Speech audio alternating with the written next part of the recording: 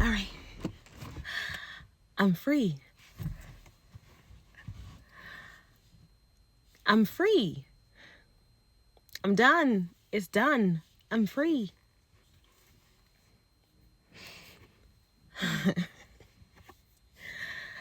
I have been crying for like 2 days. I've been crying for 2 days. Okay, take 2. I've been crying for 2 days now, right? Two days. And it's not a sad cry. It's like like I can breathe cry. Like that's the kind of cry, right? I have been guarded. I've been guarded for about 4 years, 4+ years. November 2020 is when the craziness started, and then March of 2021 is when the court papers were rolled out, and now I get to say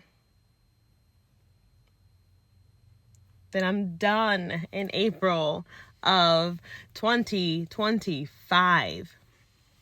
Mind you,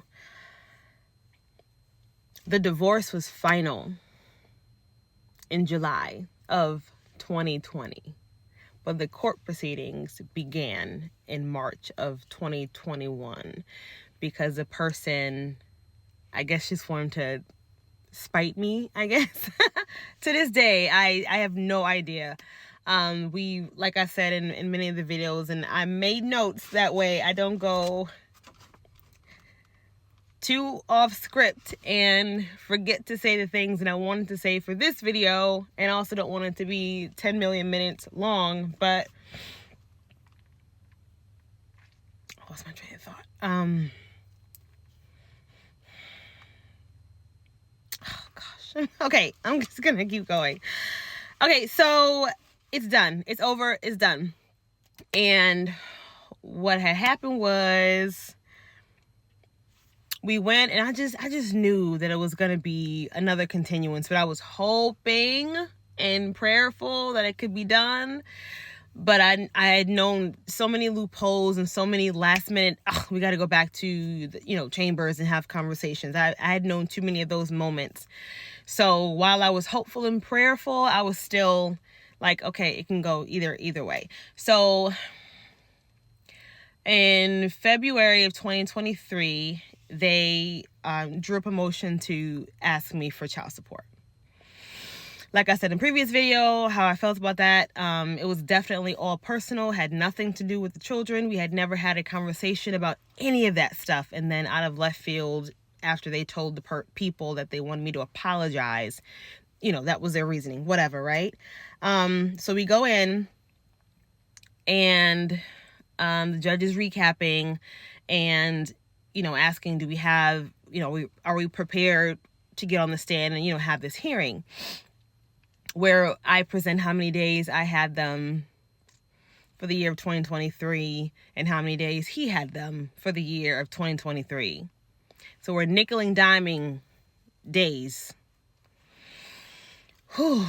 And so long story short, our lawyers asked for more time or whatever to go and talk about stuff.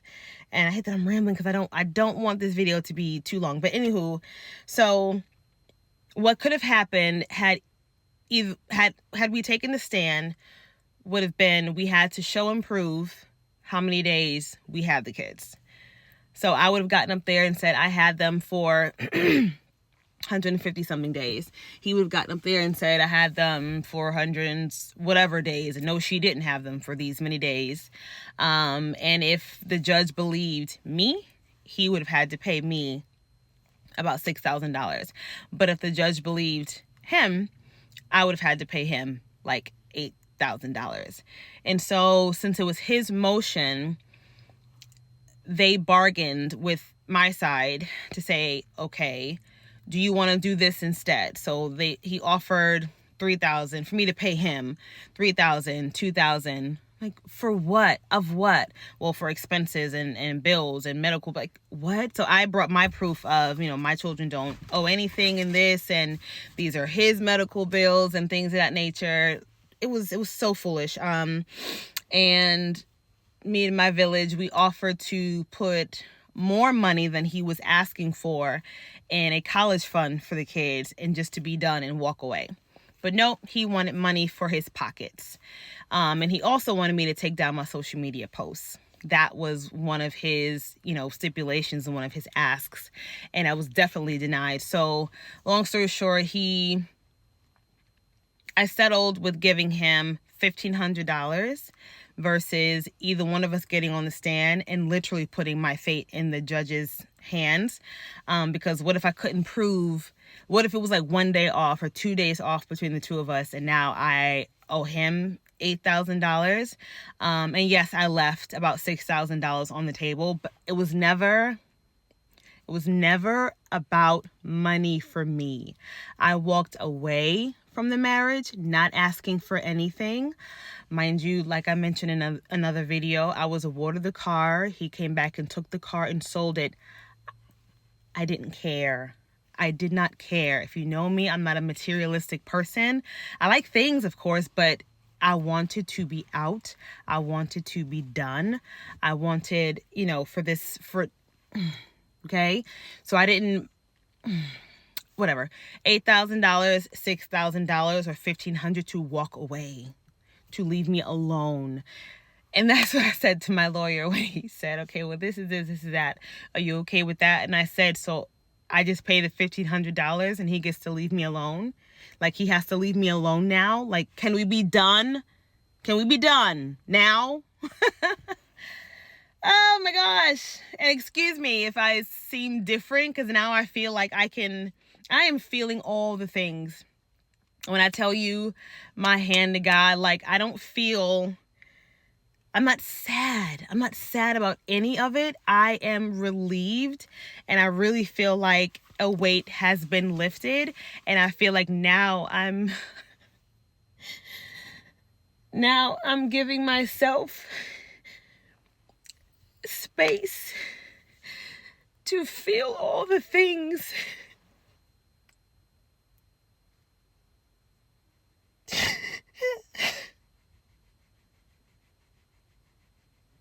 This is ghetto.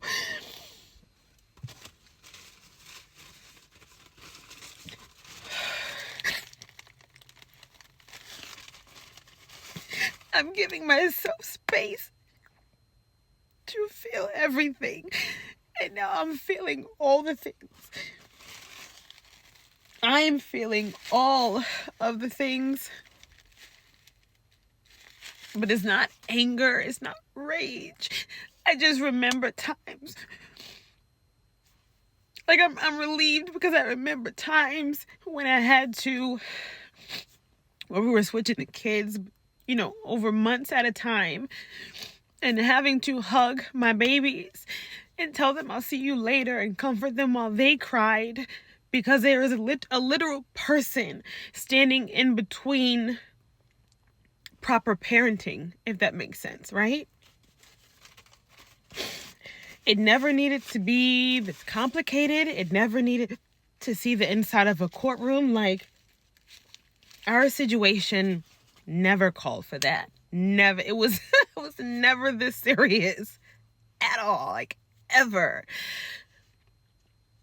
And so, oh gosh, it's just, I feel I had locked a lot of things away. I processed a lot of things. I talked a lot of things out. I was quiet for 4+ years about this stuff. And now I feel like God has given me the space to talk about it. I have helped a lot of women. I've encouraged a lot of women and some men as well who have experienced some of the things that I have experienced. And God wastes nothing. Everything happens for a reason. All things work together for the good of those who are called according to his purpose. And him being a man, nope, that's not even necessary, but I'm grateful.